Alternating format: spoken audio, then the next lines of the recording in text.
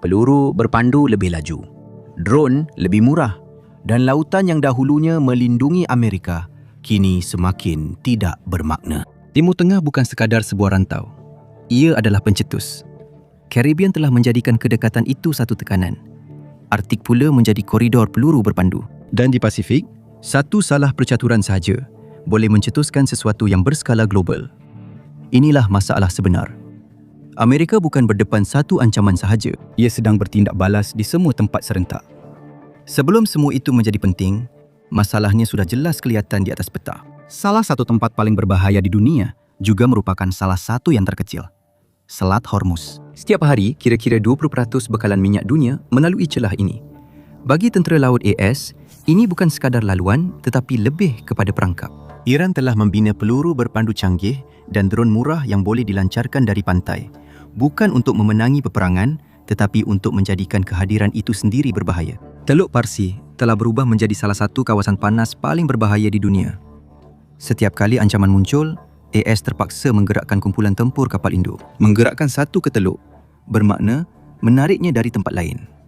Kapal-kapal bernilai berbilion dolar ini pada dasarnya terperangkap di satu tempat, memerhati satu jalur air yang kecil.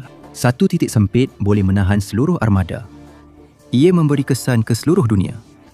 Pada awal tahun 2026, Venezuela menjadi satu ancaman. Jarak dahulunya memberi masa, tetapi kini ia menghilangkannya. Tindak balas Amerika Serikat adalah pantas dan besar-besaran. USS Gerald R. Ford dihantar ke kawasan itu bersama kapal perang lain dan jet pejuang siluman F-35. Tetapi penempatan itu mendedahkan isu sebenar. Setiap kelemahan memerlukan tindak balas besar-besaran. Dan kelemahan seperti itu terlalu banyak. Arktik dahulunya merupakan dinding ais yang tiada siapa boleh lintasi. Hari-hari itu sudah berakhir. Apabila ais semakin hilang, laluan baru terbuka untuk kapal dagang dan kapal tentera. Negara-negara lain sudah pun memasuki kawasan ini dan membina pangkalan. Cawangan tentera Amerika Syarikat yang bertanggungjawab di utara sedang berlumba untuk meliputi beribu-ribu batu garis pantai baru bergantung pada pemecah ais dan sensor yang tidak pernah dibina untuk kerja sebanyak ini. Dan risikonya sangat tinggi. Sejak Perang Dingin, Arktik merupakan laluan paling singkat untuk peluru berpandu yang disasarkan ke tanah besar Amerika Syarikat. Dan dengan ais yang semakin cepat hilang, strategi lama sudah tidak mencukupi lagi. Satu-satunya jalan keluar adalah dengan mengubah sepenuhnya peraturan permainan. Selama bertahun-tahun, perisai di atas Amerika Syarikat hanya wujud di bilik perang dan fiksyen sains. Tetapi kini, impian itu telah menjadi kenyataan bernilai $175 bilion. Ia bukan sahaja akan mengubah cara peperangan dijalankan. Ia boleh mengubah siapa yang menang sebelum peperangan pun bermula. Amerika kini terdedah kepada serangan peluru berpandu. Bukan kerana ia lemah, tetapi kerana peraturan peperangan telah berubah. Satu-satunya perkara yang menghalang bencana berbentuk awan cendawan ialah ketakutan terhadap tindakan balas. Tetapi penangkalan hanya berkesan selepas langkah pertama diambil. Amerika mahu mengubah perkara itu. Ia mahu menghentikan langkah pertama sepenuhnya. Sebuah peluru berpandu balistik antara benua bergerak seperti bola baseball yang dilemparkan merentasi padang. Ia akan melengkung tinggi ke langit, kemudian jatuh semula ke bawah. Laluan itu boleh dijangka. Sistem radar boleh mengesannya. Komputer boleh mengira di mana ia akan mendarat. Memintas peluru berpandu masih sukar. Tetapi sekurang-kurangnya matematik di sebaliknya masuk akal. Peluru berpandu hipersonik telah memecahkan peraturan itu. Ia bukan sahaja bergerak lebih laju, ia tidak dapat dijangka. Ketinggian rendah, sentiasa bermanuver, amaran yang minimum. Apabila ia dikesan, hanya tinggal beberapa saat sahaja. Sistem radar lama sedang bergelut untuk mengejarnya. Kebanyakan sensor dibina untuk melihat ke atas, untuk menjejak sasaran yang mengikuti laluan yang boleh dijangka. Tetapi ia tidak direka untuk mengesan sesuatu yang bergerak sejauh satu batu setiap saat sambil meluncur betul-betul di atas permukaan. Tidak cukup masa untuk manusia membuat keputusan. Malah, komputer lama pun tidak cukup pantas untuk mengira pemintasan. Pada 20 Mei 2025, Presiden Trump mengumumkan satu reka bentuk baru untuk perisai pertahanan yang dipanggil Golden Dome. Orang lain telah mencuba, tetapi berundur apabila angka-angka tidak memihak. Tetapi itu sebelum perkakasan berjaya mengejar. Wang telah diperuntukkan dan pembinaan sudah pun bermula. Bayaran pertama sudah pun dibuat, sebanyak $24.4 bilion. yang telah diluluskan di bawah Akta One Big Beautiful Bill. Sebanyak $13 bilion lagi telah diperuntukkan untuk tahun 2026. Tetapi apabila anda mengambil kira pembangunan, penempatan global, penyelenggaraan dan keperluan untuk menggantikan satelit di orbit, kos sebenar tidak lagi kekal dalam angka bilion. Ia mencecah trilion dengan sangat pantas. Kerana keselamatan sepenuhnya tidak bermula di darat. Ia bergantung kepada siapa yang mengawal apa yang berada di atasnya dan apa yang bergerak di sekelilingnya. Dan tekanan seperti itu bukan sahaja memerlukan wang, ia juga menyebabkan kehausan. Mesin rosak, sistem gagal, orang keletihan. Jadi, sebelum pemintasan pertama pun berlaku, sistem itu sudah pun diuji.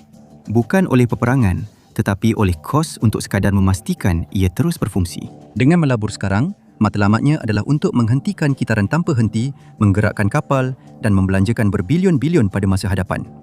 Menjadikan daratan kebal daripada serangan, mengubah dinamik kuasa global. Ia mengalihkan tumpuan daripada lautan ke angkasa lepas. Ini bertujuan untuk menamatkan era kerentanan dan memulakan zaman baru di mana peta bukan sekadar senarai masalah untuk diselesaikan. Melalui teknologi ini, matlamatnya adalah untuk mencipta perisai yang kekal teguh walaupun seluruh dunia berada dalam kekacauan. Kubah emas direka untuk menebus masa yang telah hilang itu.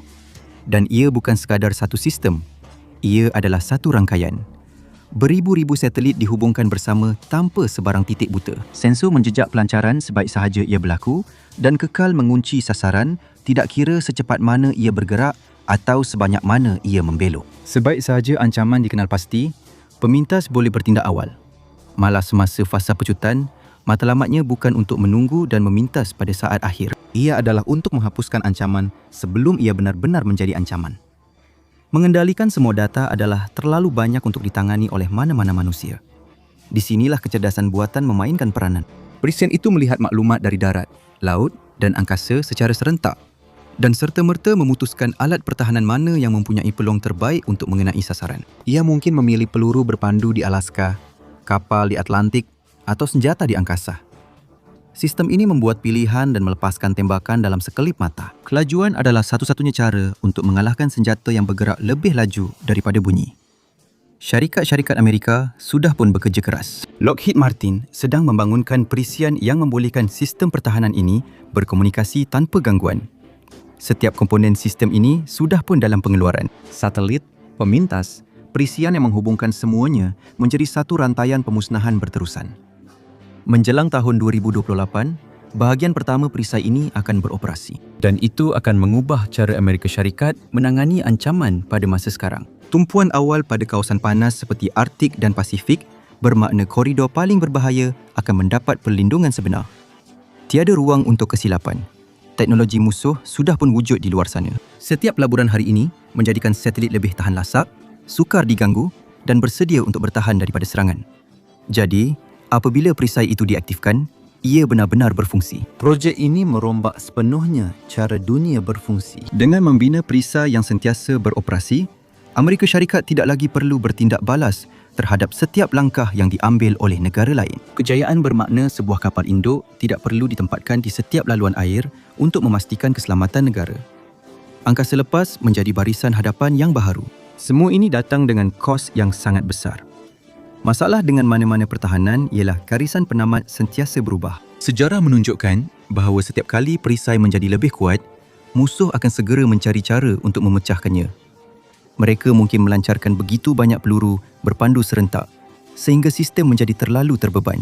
Pakar memberi amaran bahawa kubah itu boleh mempercepatkan perlumbaan senjata baharu di mana negara-negara bukan sahaja menimbun senjata tradisional. Sebaliknya, mereka berlumba-lumba untuk membangunkan teknologi canggih yang direka khusus untuk memintas perisai yang dikatakan tidak dapat ditembusi itu. Ia akan mewujudkan kitaran peningkatan yang mungkin menjadikan konflik global lebih tidak dapat dijangka dan lebih sengit dari segi teknologi berbanding sebelum ini. Ia akan menjadi aksi balas-membalas yang berterusan. Orang yang membina perisai berbanding orang yang cuba mencari kelemahan di dalamnya. Kerana jika kebanyakan peluru berpandu tidak boleh sampai ke tanah besar AS dengan pasti, segala-galanya akan berubah. Tanah yang paling penting dalam sistem ini juga bukan di Washington. Ia terletak di Arktik, Greenland. Ia bukan berkaitan dengan politik, tetapi juga berkaitan dengan geometri. Laluan terpendek antara negara-negara melalui kutub. Greenland terletak betul-betul di bawah laluan itu. Jika anda menguasai Greenland, anda akan melihat ancaman terlebih dahulu. Di tengah-tengah strategi ini ialah pangkalan angkasa Pitufik yang menempatkan radar besar yang menjejak peluru berpandu dan objek di orbit.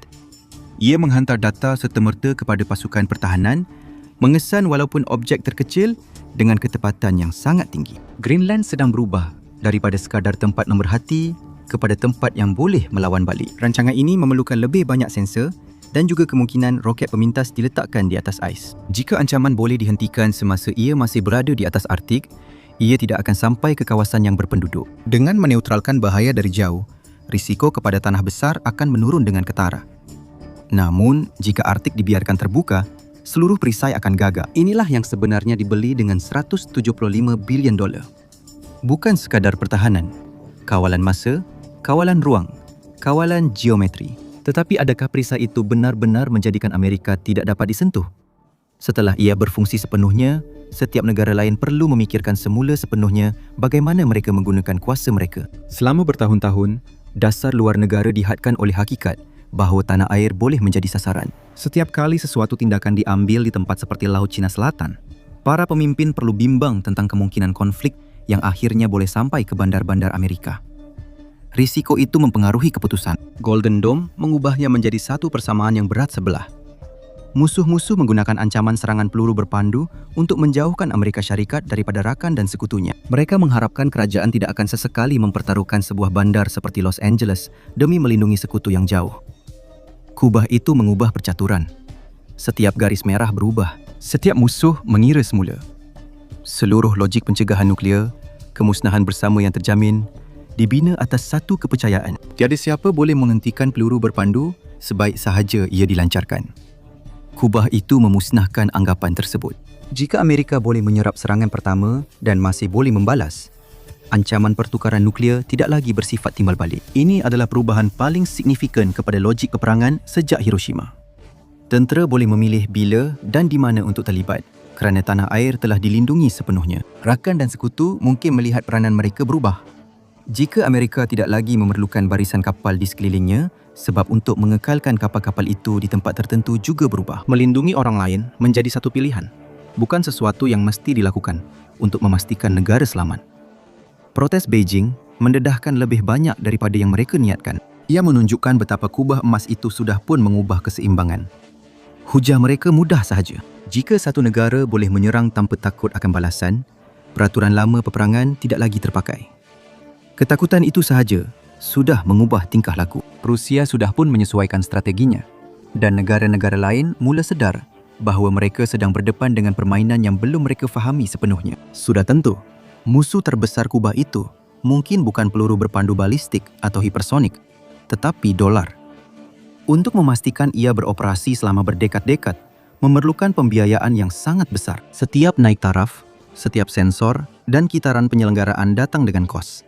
Dan inflasi, perubahan bajet atau krisis politik boleh menyebabkan jurang dalam perlindungan atau melambatkan penambahbaikan penting. Akhirnya, walaupun perisai yang paling canggih sekalipun hanya sekuat wang yang menyokongnya. Pembiayaan bukan sekadar permainan angka. Ia membentuk bagaimana Amerika sebenarnya boleh mempertahankan dirinya. Selama beberapa dekad, AS terpaksa mengejar ancaman merentasi lautan. Kubah emas mengubah keadaan itu dan dunia mula menyedarinya. Ia bukan sahaja mempertahankan tanah air, malah mengubah peraturan konflik global. Negara pertama dengan langit yang tidak dapat ditembusi oleh sebarang peluru berpandu mungkin akan menjadi yang pertama menulis semula dunia sepenuhnya. Era bertindak balas di mana-mana pada masa yang sama sudah berakhir. Dan apabila kubah emas siap sepenuhnya, dunia akan mengetahui satu kebenaran yang menakutkan. Sesetengah pemain memang tidak boleh menerima kekalahan. Terima kasih kerana bersama saya hari ini. Saya harap anda menikmati video ini dan jika anda ingin melihat lebih banyak video seperti ini, sila pertimbangkan untuk melanggan dan aktifkan notifikasi. Ia memang banyak membantu. Terima kasih sekali lagi dan kita jumpa lagi nanti di Matpat.